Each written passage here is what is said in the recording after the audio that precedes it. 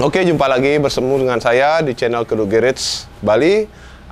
Kali ini saya akan ngebahas sedikit tentang motor yang ada di depan saya ini.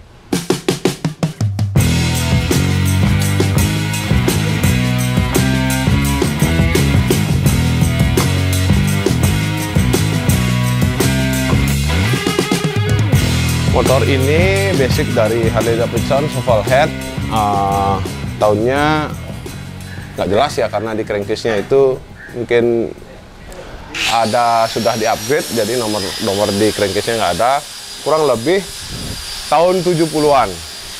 Jadi konsep bentuk motor ini mendekati bobber, yang mana biasanya saya namai konsep ini adalah dengan original brandal, konsep original brandal atau OB. Jadi bagaimana saya itu bisa memodif sedikit dengan dengan mengubah beberapa saja, mungkin hitungannya 20-30% dengan harapan mendapatkan perubahan yang sangat banyak. Nah, di sini yang saya kerjakan adalah cuma jok dan spakbor belakangnya, fender belakangnya. Nah, menurut saya ini sudah berubah sekali dari bentuk aslinya, karena memodalkan bentuk jok sama vantat, fendernya dan pendukungnya seperti tangki dikecilin dan knalpot sudah mendapatkan karakter. Nah, di sini knalpot aslinya yang twin one ini dulunya panjangnya mungkin saya potong lagi 25 cm ya, yang awalnya rata ban saya pendekin dengan tujuan biar si motor ini itu terlihat kerap atau apa istilahnya ya, gemuk. Nah, di tangki saya pergunakan tangki Sposter, tapi saya modif sedikit mengikuti gaya Hammer Tank. Hammer Tank itu jadi di sini ada kunci kontaknya pada bagian sebelah kiri tutup tangki. Nah, tujuannya saya pasangin tangki ini untuk mengejar mesinnya biar lebih keluar, lebih lebar kelihatan dari atas gitu. Jadi mesinnya terlihat besar daripada bodinya. Terus di sini saya pasangin kepala XLH ya. Jadi sedikit ada buat bracket, merubah posisi lubangnya supaya bisa fit dengan kepala untuk iron head ini. Dan sisanya tinggal ini juga guardnya buat custom mengikut untuk ya sebagai menutupi ruang di bagian depan ini biar kelihatan lebih padat, dan ini coba bracket untuk gantung air coolernya. Air filter masih aslinya, maksudnya menggunakan limbah-limbah memang punya stok Harley ya. Jadi bagaimana nge-matchingin produk-produk spare part yang ada pada limbahan Harley, karena di sana ada serunya bagaimana kita bisa mengolah spare part yang ada untuk satu konsep motor, yang mana ada kepuasan tersendiri. Harus banyak tahu tentang katalog atau bentuk-bentuk spare part yang sudah diproduksi oleh Harley Davidson. Untuk finishing check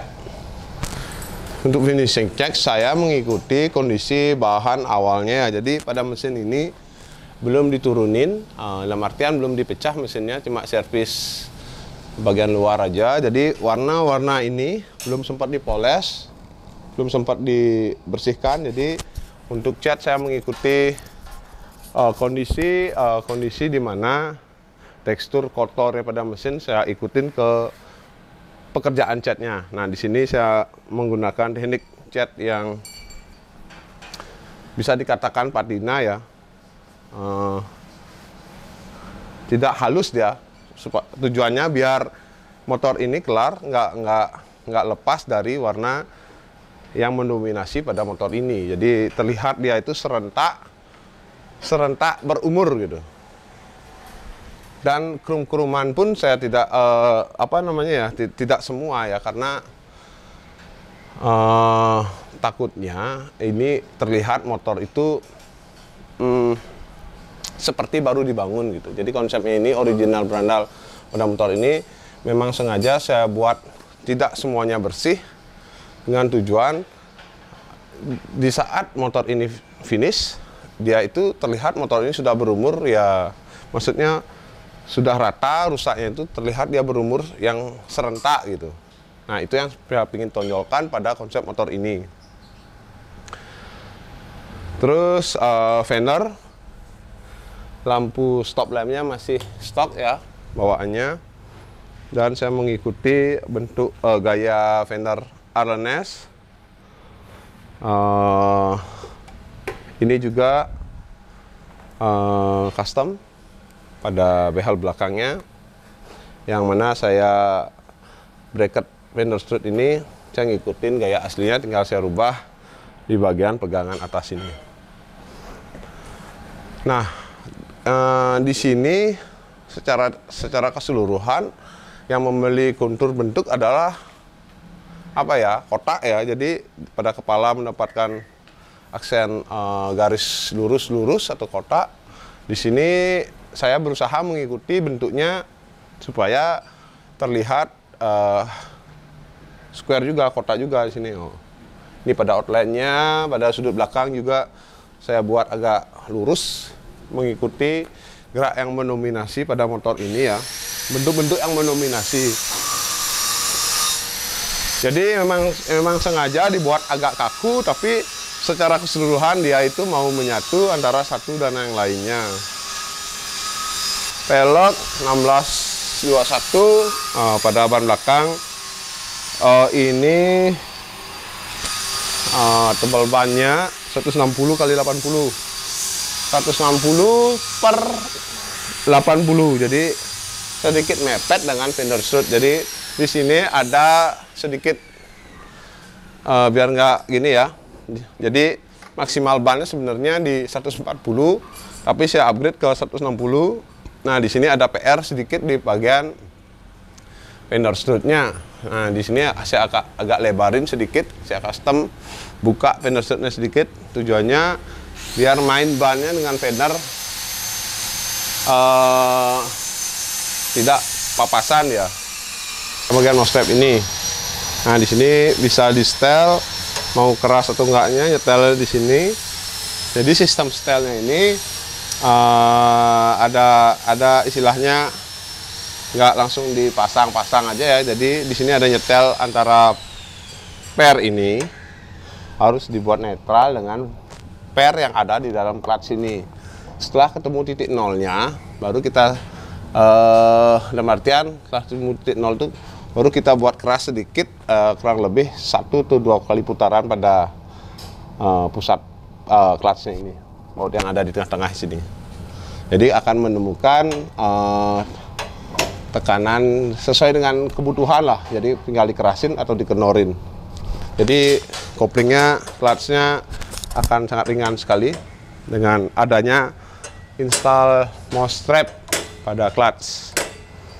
Mungkin fungsinya agak sama dengan easy boy ya, tapi easy boy itu nggak bisa di setel sesuai kebutuhannya, jadi dia ringan terus gitu. Kalau ini pengen dikerasin dikit, tinggal di setel, pengen dikenorin, tinggal di setel.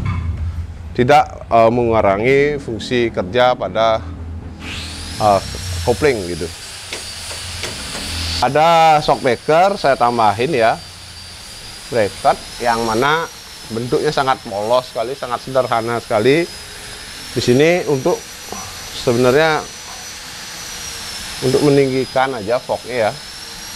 Nah, ini bentuknya itu meniru pada bracket yang ada pada bagian ini, bagian jongkrak. Ini bracket-bracketnya pun saya tiru dari bentuk-bentuk yang sudah ada. Jadi nggak asal ngebentuk, nggak asal fungsi juga. Jadi semuanya saya istilahnya matchingin dengan beberapa alat-alat atau spare part yang nempel pada motor ini.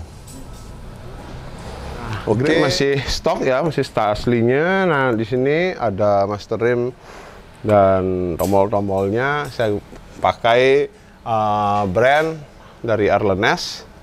Mungkin brand ini produk ini keluar di tahun berapa ya, 70 atau 80-an kurang lebih, karena desainnya masih apa ya, futuristik banget. Kenapa saya pilih produk ini? Ya balik lagi ke konsep sebelumnya, yaitu karena karakternya kotak-kotak seperti yang ada pada sudut fairing ini, sudut kepala ini. Kalau dilihat dari atas, dia itu sudutnya tajam dan kaku ya. Nah, makanya saya pilih aksesoris Arlenes ini, karena sudutnya mau matching dengan kepala pada motor ini. Sama halnya sampai ke belakang pun di behel itu saya ngikutin gerakan kaku pada kepala ini. Jadi depan belakang dibuat karakter kakunya. Sebenarnya jok pun di sini terlihat kaku ya. Jadi agak nyudut di bagian sininya supaya ya memberikan nge-matchingin ke kakunya biar semua kena gitu. Jadi, nah jok ini saya buat handmade. Ini sudah memang sengaja saya pilih kulit yang memang agak cepat proses reaksi bulukannya ya. Jadi ini baru berumur jok ini 3 bulan. 3 bulan sudah buluk dia. Ini karena ada beberapa karakter kulit yang saya pelajari dan menemukan ini yang mesti jenisnya ini adalah kulit sapi ya. Kulit sapi, sorry, kulit kambing. Kulit kambing. Oke, kita nyalakan mesinnya.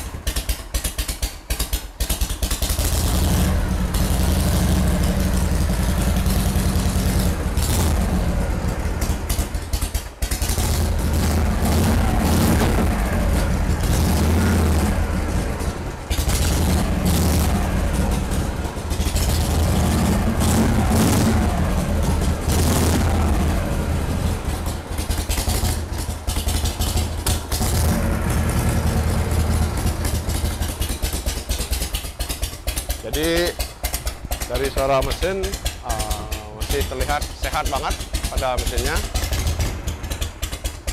Tapi sepertinya ini cam sudah diganti ya, karena kompresi pada suara knalpotnya terasa banget.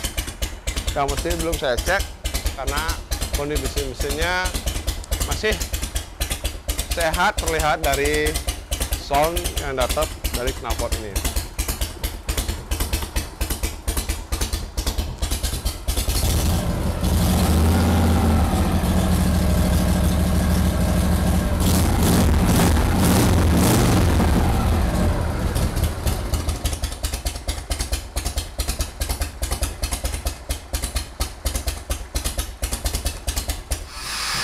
Oke, mungkin sekian sedikit cerita tentang motor Shuffle Bobber ini dengan konsep original Brandal, yang mana konsep original Brandal ini merubah sedikit tampilan motor, mungkin 30% dari aslinya, dengan harapan mendapatkan karakter yang kuat pada motor ini. Jumpa lagi di channel Keduk Garage, ngebahas tentang motor custom lainnya. Jangan lupa like dan subscribe channel Keduk Garage Bali.